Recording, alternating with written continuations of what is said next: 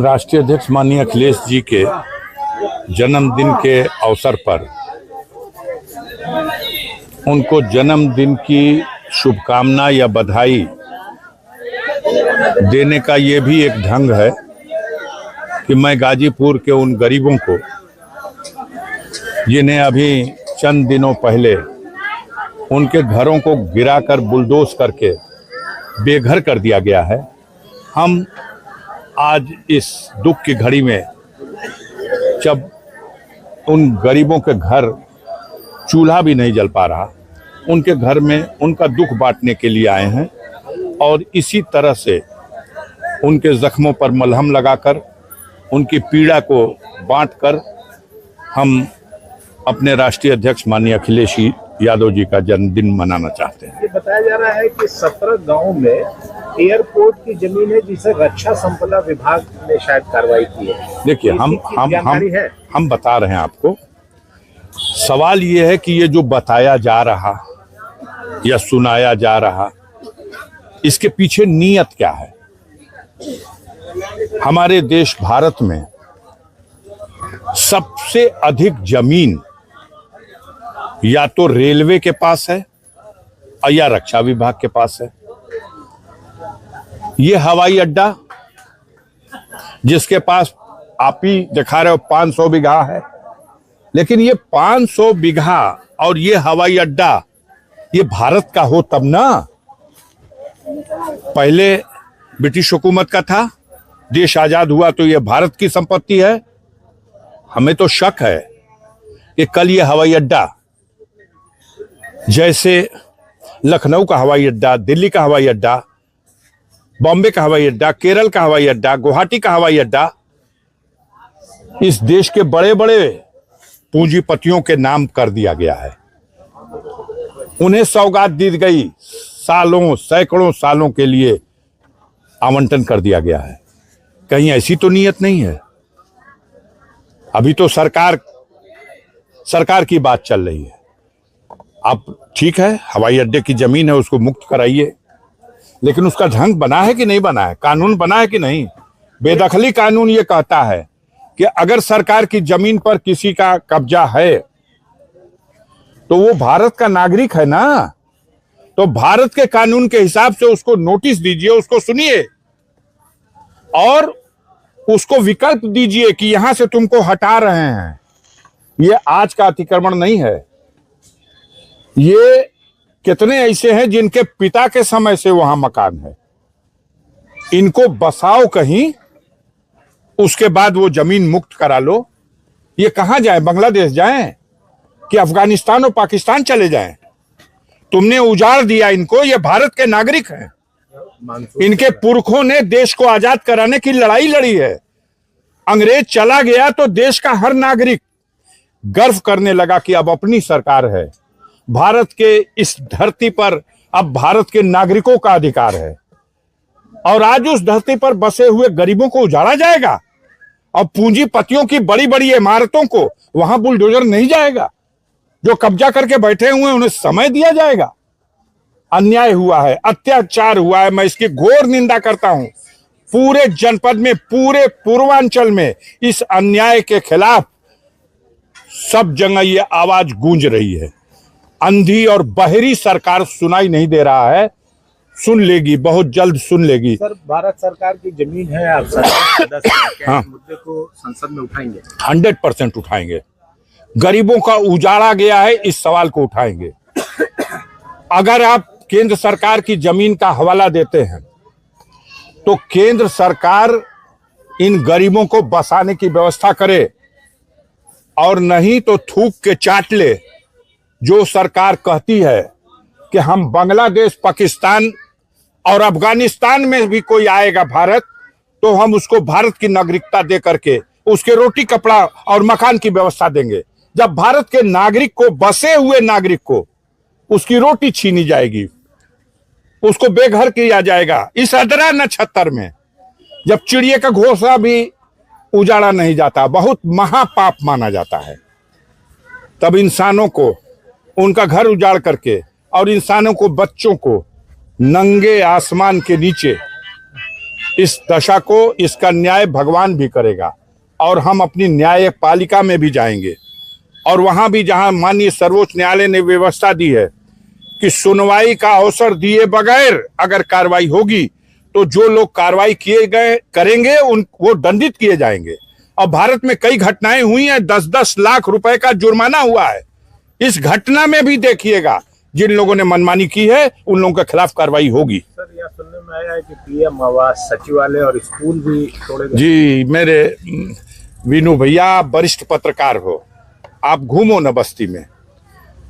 इंदिरा आवास, प्रधानमंत्री आवास या मुख्यमंत्री आवास, ये जब जिस धरती पे बनता है यह प्रमाणित किया जाता है कि यह धरती उस व्यक्ति की है जिसका आवास बनाने के लिए दिया जा रहा। ये उसके पुरखों की है, जहां वो बसा था, उसके पास पक्का मकान नहीं था। इसको सहायता दी जा रही है कि अपने कच्चे घर को हटा के पक्का मकान बना ले। उस तहसीलदार को, उस इंजीनियर को जिसने रिकमेंड किया था कि ये घर, क्या कहा जाए, इनके खिलाफ कार्रवाई क्यों नहीं होती? डीडीओ, सीडीओ, बीडीओ जिन्होंने आवास मंजूर कराया। कल आपका प्रतिनिधि मंडल गया था और जिलाधिकारी से मिले थे लोग जी, तो जिलाधिकारी ने भी कहा है कि जो जिम्मेदार व्यक्ति होंगे उनके ऊपर कार्रवाई हो। हाँ, हम स्वागत करेंगे अगर उन अधिकारियों के खिलाफ जो आंख बंद करके कार्रवाई करते हैं। और मैं आपसे ये भी कहना चाहता हूं, आपके समाचार के माध्यम से ये देश की जनता ने भी देखा है कि गाजीपुर ने फर्जी कार्रवाई और फर्जी रिपोर्ट, नकली जाति प्रमाण पत्र, नकली निवास प्रमाण पत्र, नकली आय प्रमाण पत्र धड़ल्ले से बनना, सरकारी कर्मचारियों के घर के लोगों को फर्जी बना है। जांच चल रही है हमारे जनपद में, तो ये फर्जीवाड़े का एक गोरख धंधा बना हुआ है। असली गौड़ जाति के लोगों को सर्टिफिकेट नहीं दिया जा रहा, खरवार जाति के लोगों को सर्टिफिकेट नहीं दिया जा रहा, लेकिन नकली जाति प्रमाण पत्र, पैसा दीजिए जाति प्रमाण पत्र ले लीजिए। तो ये तो एक गोरख धंधा है, इसकी जांच होनी चाहिए। और अगर डीएम साहब ने इस विषय में संज्ञान लिया है तो कार्रवाई हो, बात से नहीं कार्रवाई हो। हम उस तरह की किसी कार्रवाई का स्वागत करेंगे। सर, एक अभी इटावा में घटना हुई है, यादव कथावाचकों के साथ एक कार्रवाई हुई, उसको किस दो बात है इसमें, तय करिए,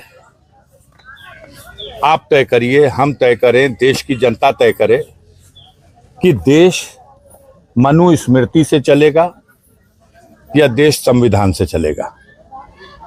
क्या संविधान में किसी को यह अधिकार है? आप बताओ, एक सवाल कर रहा हूं, शायद टेढ़ा हो जाए, आप बताओ, महाभारत की पटकथा मासूम रजा राही, वो तो मुसलमान थे, मासूम रजा राही को महाभारत की पटकथा लिखने का अधिकार है। जिस महाभारत के सीरियल को सारे दुनिया ने देखा और विश्व रिकॉर्ड बनाया उस सीरियल ने, वहां कहां थे ये लोग? क्यों नहीं ये नियम उस वक्त बताया गया? क्या मनुस्मृति उस दिन सुसुप्ता अवस्था में थी? कौन था अर्जुन? कुंती पुत्र अर्जुन, हम बताएं, फिरोज खां कौन था उस महाभारत में? कुंती पुत्र अर्जुन का रोल करने वाला फिरोज खां। कहां है ये सब हमारे देश में? क्या अपील करेंगे लोगों से? नहीं, हम अपील करेंगे कि नफरत के आधार पर समाज को बांट करके जो लोग ऐसी मानसिकता रखते हैं, ऐसे लोगों का बहिष्कार होना चाहिए। सर, एक सवाल है, आजम खां की पत्नी जो है दुखी है, कह रही है कि किसी पे भरोसा नहीं है, अल्लाह पे भरोसा है। देखिए, अब मीडिया के लोग सबसे ज्यादा हमदर्दी रखते हैं इस वक्त आजम खां साहब पे। हमें मालूम है और मीडिया को भी मालूम है, आजम खां को उनके साथ जो दुर्गति हुई और आज जो उनके ऊपर बीत रही है, उसमें सबसे बड़ा रोल मीडिया का था। जिन मीडिया के लोगों ने आजम खां की बुराई लिखते लिखते पूरा माहौल बना लिया, एक नैरेटिव बन गया कि आजम खां के खिलाफ सरकार ने कार्रवाई करने की हिम्मत जुटा ली। फर्जी सैकड़ों मुकदमे लिख दिए, उनकी ऐसी तैसी हो गई। और अब वही मीडिया, इतना दर्द, इतना आंसू बेचारे आजम खां के ऊपर। आखिर क्या है इसके पीछे?